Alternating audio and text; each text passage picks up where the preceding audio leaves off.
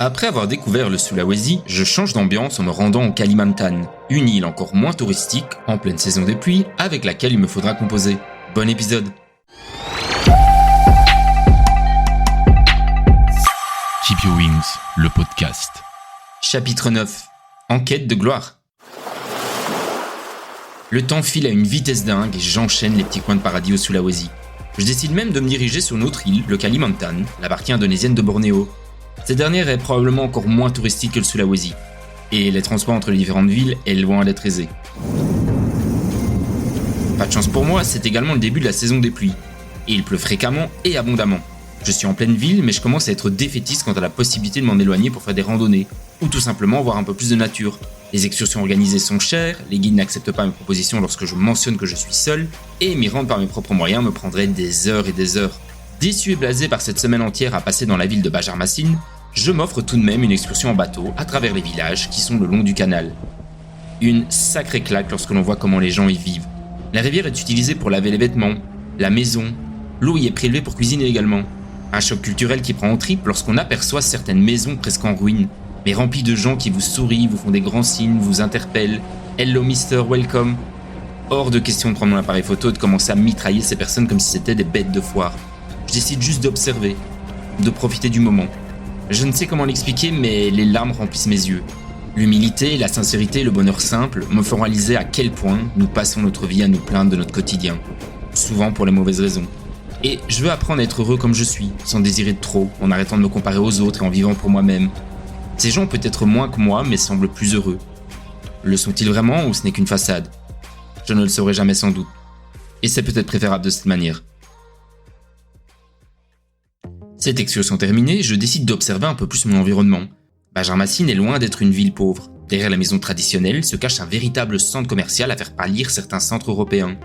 À la pointe de la modernité, ce dernier est clinquant et contrebalance le côté modeste du reste de la ville.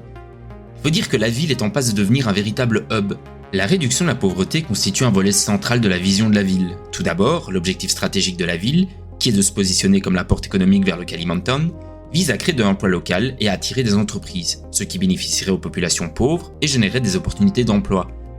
Les politiques ciblant spécifiquement les pauvres comprennent la rénovation des quartiers précaires et la relocalisation de certaines familles dans des logements publics, l'amélioration des infrastructures dans les zones défavorisées et l'octroi de crédits aux petites entreprises. Ces initiatives sont étroitement coordonnées avec les objectifs des autres volets de la vision de la ville. C'est en tout cas ce que rapporte l'ONG Kota Kita. En clair, une véritable politique est mise en œuvre pour faire de Banjarmasin un pôle économique viable et qu'il soit le fer de lance de la région. J'aurai d'ailleurs l'occasion de visiter ce gigantesque centre commercial au cours d'un date Tinder. Peu avant de nous y rendre, Tetra m'avait donné rendez-vous devant un petit restaurant de rue. Les yeux écarquillés des locaux étaient impressionnants. Un boulet avec une indonésienne, help, comment réagir ? Nous commandons nos plats et entamons une discussion. Rien d'exceptionnel, plusieurs banalités ressenties sur l'Indonésie en général. Je constate également que ce rendez-vous ne mènera nulle part. Tetra est plus obnubilée par le fait que je sois un étranger que par une éventuelle baise. Peu importe, je suis curieux d'en savoir plus sur elle. Mon plat arrive rapidement, mais pas le sien. Après 10 minutes, elle jette un œil vers le serveur qui fait une tête d'enterrement. Haha, il a oublié mon plat. Rigole-t-elle. Comment ça ? M'exclamai-je, nous ne sommes que deux dans ce resto. Je pense qu'ils étaient si étonnés de voir un étranger ici qu'ils ne m'ont même pas calculé. Incroyable. Ou c'est peut-être parce que tu as mangé avec une jeune fille de 16 ans. Pardon ? Répondis-je alors que mon sang se glaça d'un coup. Je plaisante, j'ai 22 ans mais c'est vrai que je fais jeune. T'es sûr ? Lui demandai-je en tentant de me rassurer. Eh oui, regarde. Rétorqua-t-elle en me montrant sa carte d'identité. Ouf, je suis rassuré. Cette montée d'adrénaline a bien failli m'achever sur place. Je ne suis pas un dangereux prédateur, juste un mec en manque, mais qui s'est profité d'une soirée sans avoir envie d'agresser sexuellement une personne de genre féminin. Bien. Nous poursuivons ensuite notre conversation sur les rêves et espoirs de Tetra. J'aimerais tellement aller aux États-Unis. Me lança-t-elle. Tout a l'air génial là-bas. C'est comme ici, mais en plus beau et en plus grand. Ça te fait rêver ? Lui demandai-je. Bah, je pense pas qu'il puisse exister mieux sur Terre. L'American Dream a vraiment fait son chemin pour devenir un idéal pour Tetra. Elle aimerait s'y rendre pour voir les grands buildings et les stars de cinéma. Une sorte de fantasme qui la guide jour après jour, comme espoir de pouvoir atteindre cet objectif. Tout coûte cher là-bas, il paraît. Me répète-t-elle en vantant les bons prix indonésiens. Ils ont peut-être des stars, mais nous, on a de bonnes choses à manger. Plaisante-t-elle en s'imaginant les nombreuses chaînes de fast-food accolées les unes aux autres. Les yeux de Tetra brillent et s'illuminent lorsqu'elle parle des USA. Je me décide de garder bien au fond de moi ce que je pense des States, et lui souhaite de s'y rendre rapidement. Notre soirée touche alors à sa fin. Nous nous quittons comme beaucoup de dates en Asie, sur un salut de la main. Une rencontre intéressante, mais qui ne m'offrira guère de perspective en termes de conquête féminine. Ma fin de voyage en Indonésie sera véritablement rythmée par la Coupe du Monde 2018. Tout le monde la suit et les gens comprennent facilement d'où je viens lorsque je leur dis Eden Hazard ou Lukaku. Oh, Beidia, good. Me répondent-ils la plupart du temps. Je m'étonne d'ailleurs qu'à Banjarmasin, considérée comme la capitale du Sud Kalimantan, je trouve un bar plutôt moderne avec une terrasse extérieure où sont projetés les matchs. En comparaison avec l'île de Bunaken au nord de Sulawesi, c'est le jour et la nuit.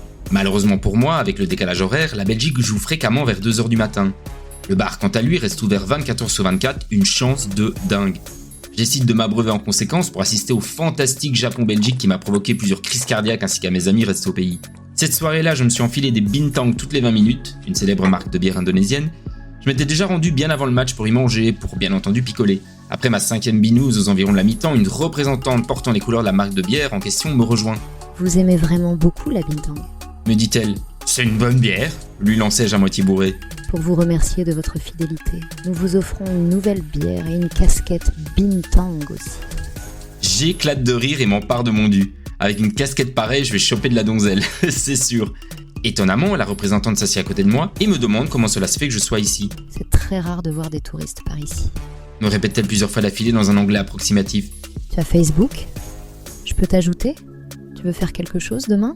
J'ai bien envie de lui répondre oui, mais au petit matin, je quitte l'Indonésie et je sens déjà que je vais payer ma gueule de bois à l'aéroport. Je finis par m'enfuir du bar alors que je vois les rayons du soleil se lever. Il me reste à peine 2 heures de sommeil avant de prendre un Grab qui m'emmènera vers d'autres horizons. L'Indonésie aura été marquante de bout en bout, tant par ses paysages magnifiques que par la gentillesse de sa population. Des coins très modernes et étouffants, et d'autres plus intimistes et reculés de tout. Un mode de vie et une façon de procéder un peu à l'emporte-pièce, mais qui au final fait son charme. De gros enjeux attendaient le pays en 2020, les problématiques climatiques avec des déforestations massives à cause du business de l'huile de palme, mettre un terme à la corruption qui gangrène certaines parties du pays et surtout éviter un retour du conservatisme, peine de mort, interdiction de critiquer le président, rentrée illégale des relations sexuelles avant le mariage, restreindre le droit à l'avortement, etc. Et cela menacerait le pluralisme. Ces propositions, soumises en octobre 2019, font l'objet de vives critiques et de protestations alors qu'elles risquent de faire partie de la nouvelle version du code criminel.